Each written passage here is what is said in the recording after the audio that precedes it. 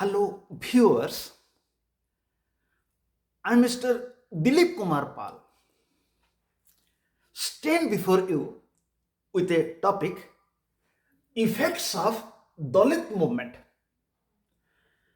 So far as effects of Dalit movements is concerned, it is found in plus 3 fifth semester DSE-2 paper. And the name of the paper is Development Process and Social Movements in Contemporary India. So far as effects of Dalit movements are concerned, it has two parts. In effects of Dalit movements, part 1, I have discussed some effects of Dalit movement. And today, in the effects of Dalit movements, part 2, I will discuss some other effects of Dalit movements in India. Effects of Dalit movement means what are the effects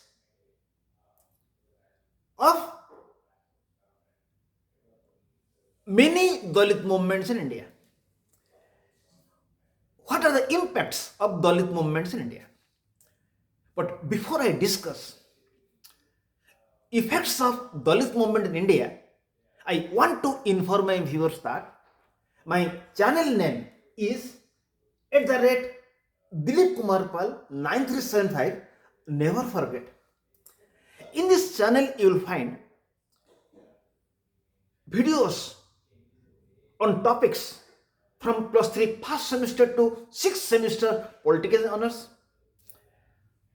videos from plus 3 first semester to plus 3 second semester political and general elective, videos from plus 3 first semester to 5th semester ethics and values,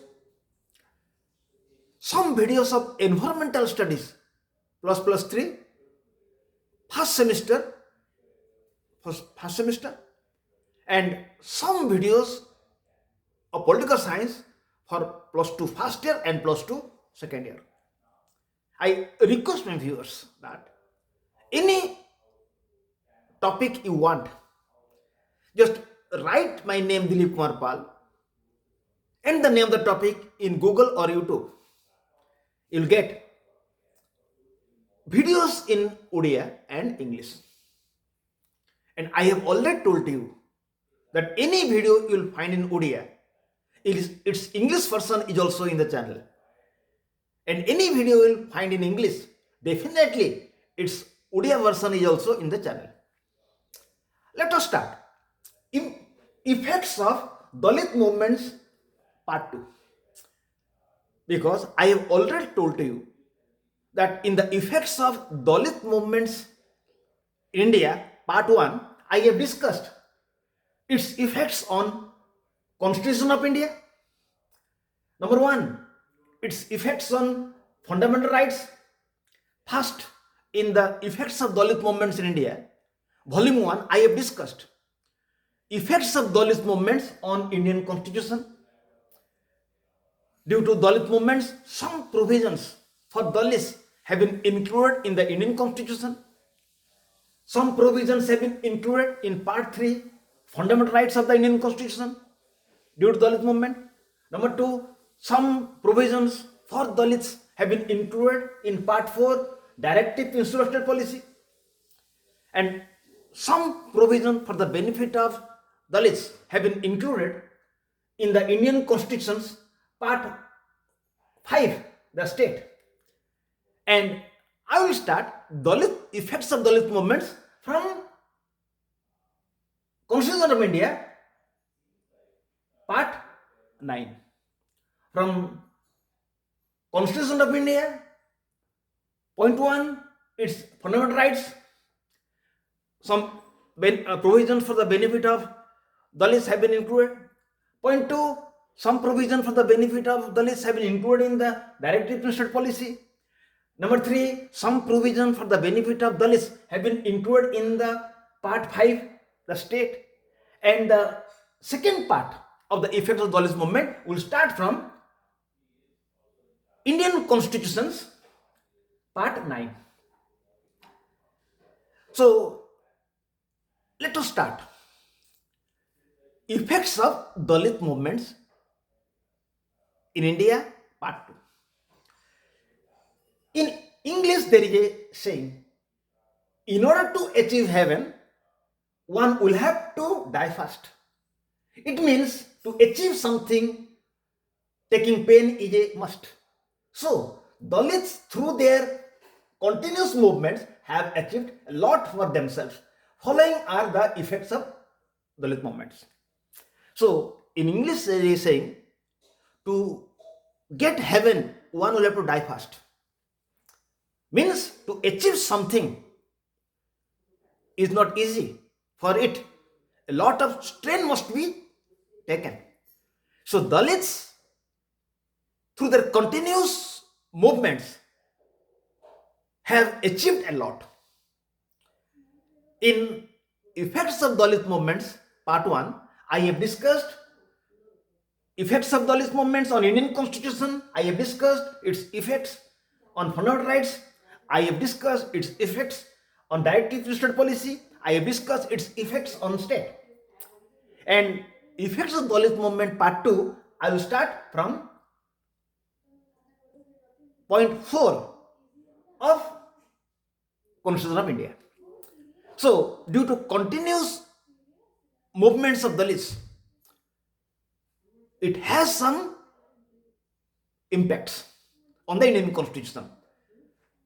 So, the fourth impact on the Indian Constitution is on the Panchayat. The fourth impact on the Indian Constitution is on part 9, the Panchayats. So, what impact Dalit movement has on the Panchayats? Number 1, part 11, part 9 was added by the 73rd Amendment Act, where there is provision for reservation of seats in Panchayat for SC and ST. So the first impact, another impact of Dalit movements on Panchayat is that part 9 was added by the 73rd Amendment Act, where there is provision for reservation of seats in Panchayat for ST and SC. The first impact of Dalit movement on Panchayat is that part 9 was added in the Indian Constitution by the 73rd Amendment Act, where there is provision for reservation of seats in Panchayat for scheduled caste and scheduled tribe. Then, second, Article 243D provides for reservation of seats for ST and SC in Panchayat. In part 9, Article 243D have been added, where it is mentioned that there is a reservation of seats for ST-SC in the Panchayats. So, this is the effects of Dalit movement on Panchayats. Now, we'll discuss. Another fifth impact is on part 16, that is special provision relating to certain classes.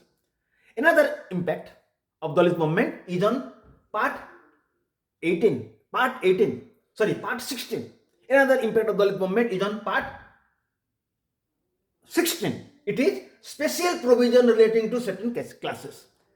So, what impacts of Dalit movements on part 16 of the Constitution? Number 1, Article 330 provides for reservation of seats for ST and SC in House of People. In Article 330, it is clearly mentioned that there must be reservation of seats for ST and SC for in the House of People or Parliament. Article 332 provides reservation of seats for ST and SC in State Assembly. Article 332 says reservation of seats, there must be reservation of seats for ST-SC in the State Assembly.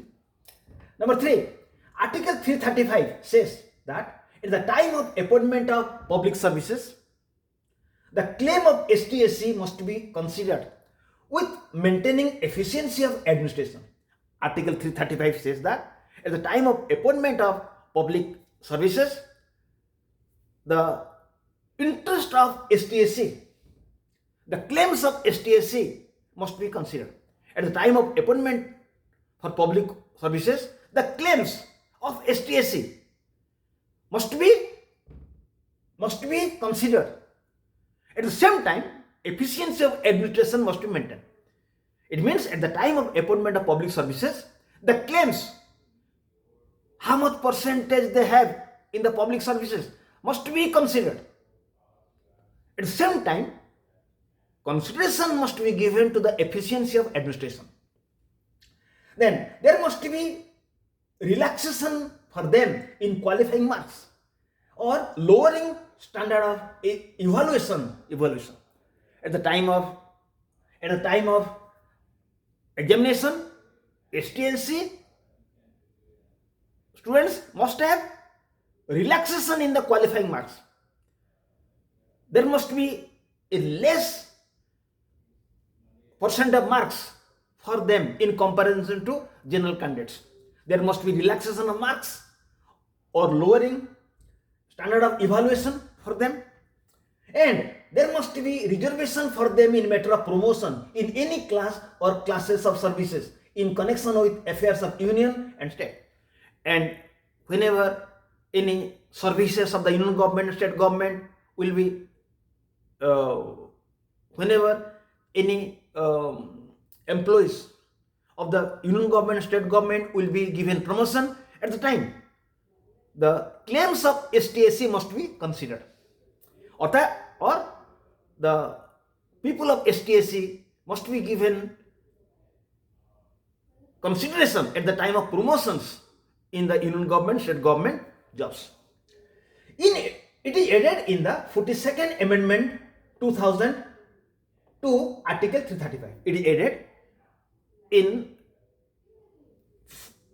82nd Amendment 2000 to Article 335. In Article 335, three things are considered. Number one, at the time of appointment of public services, claims of STSE must be taken. They must be given percentage of posts. Number two, there must be a less qualifying, there must be relaxation in the qualifying marks. Number three, at the time of giving promotions to the employees in the state government and central government, the interest of STSE must be taken into consideration. So all these things are added in the 82nd Amendment 2000 in Article 335. Then Article 338A. Article 338A provides for appointment of National Commission for SC. It is added in 89th Amendment Act 2003. Article 338A says that there must be a National Commission for SC. It provides for appointment of National Commission for SC. Article 338A says there must be a National Commission for SC. It is added in 89th Amendment Act 2003. It is added in 89th Amendment Act 2003. Again, Article 339 Section A. Article 339 Section 1 says, for the appointment of commission to report on the administration of scheduled areas and welfare of scheduled tribes in the state. Article 339 Section A says that there must be, says, for the appointment of a commission to report on the administration of scheduled areas. There must be a commission to report on the administration of scheduled areas. How administration is going on scheduled areas, for that there must be a commission. And it will see welfare of scheduled tribe in the state. There must be a commission to see administration in the area of scheduled areas and welfare of scheduled tribes in the state. So there must be a commission to look after administration in the scheduled areas and welfare of scheduled tribes in the state. Then Article 341 and 342 provides for identification of SC and STs, so that Parliament may be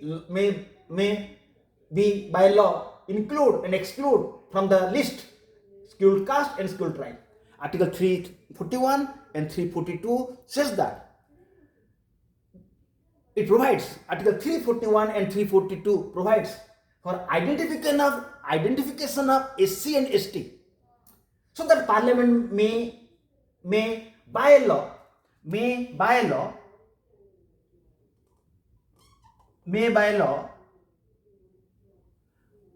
include or exclude from the list of scheduled caste and scheduled tribe.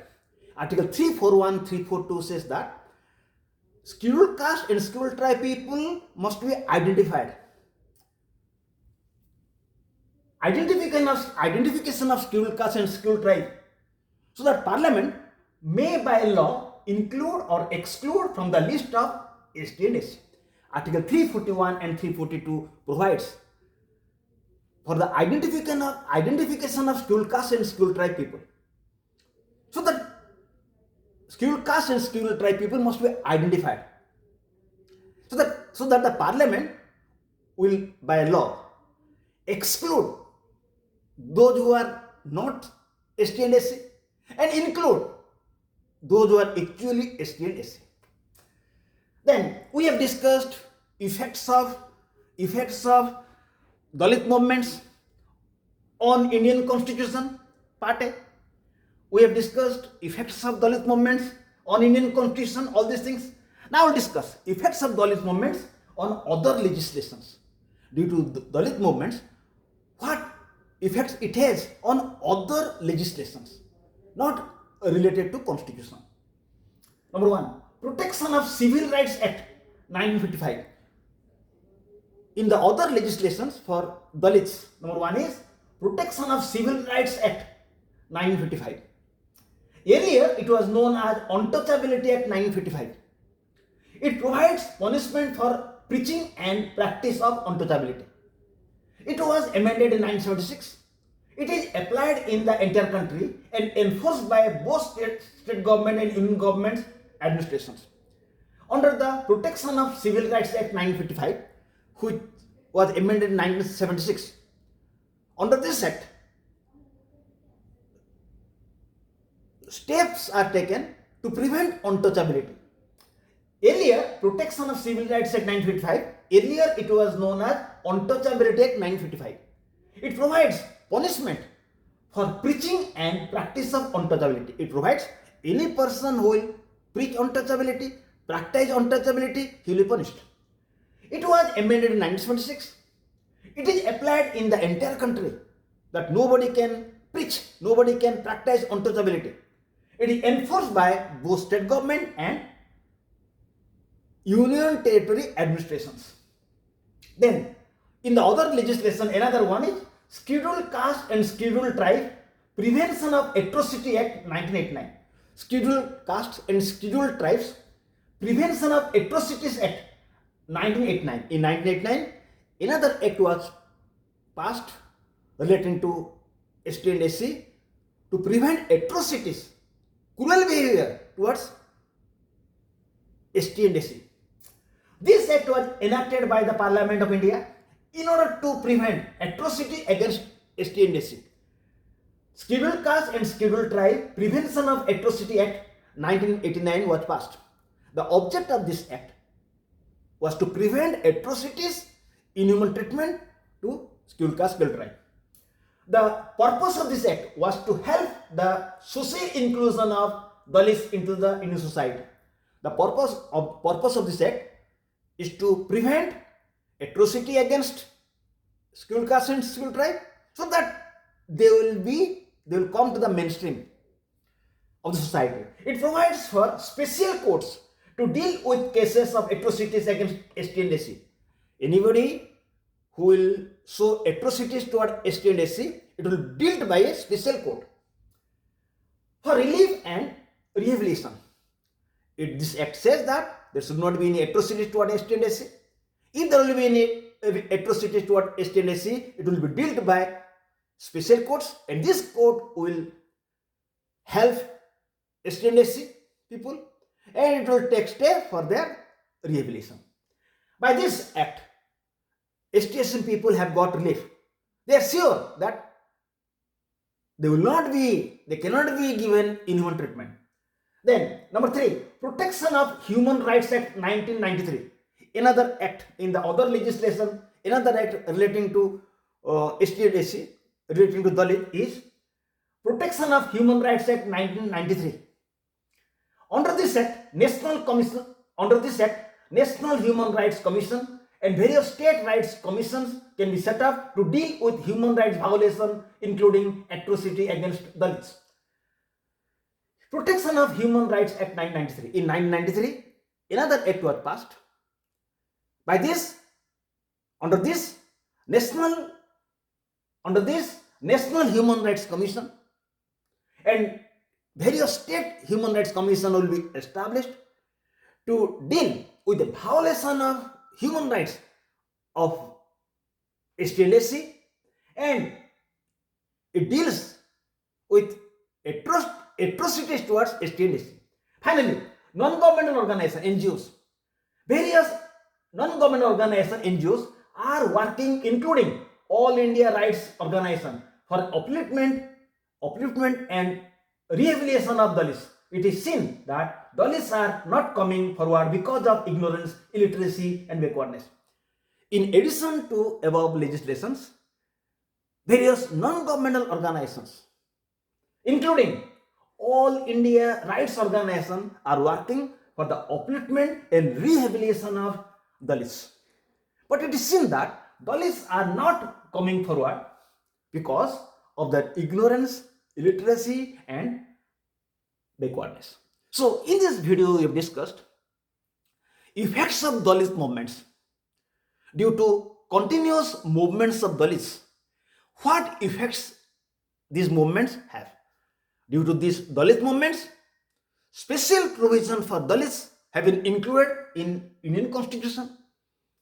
For them, special provisions have been included in other legislations, and for them, various non-government organizations working. So, I request my viewers, never forget to subscribe the channel. By this, benefit will be yours because new videos will come to you. And aware of your friends, those who are ignorant about this channel, they may be a +2 first year or +2 second year or +3 first semester to +6 sixth semester, so that some students will be benefited.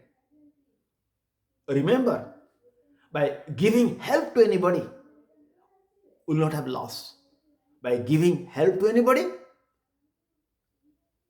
some people will be benefited. A little help to anybody, it is a symptom of a human being. I expect this much from my followers. Thank you. Have a nice day.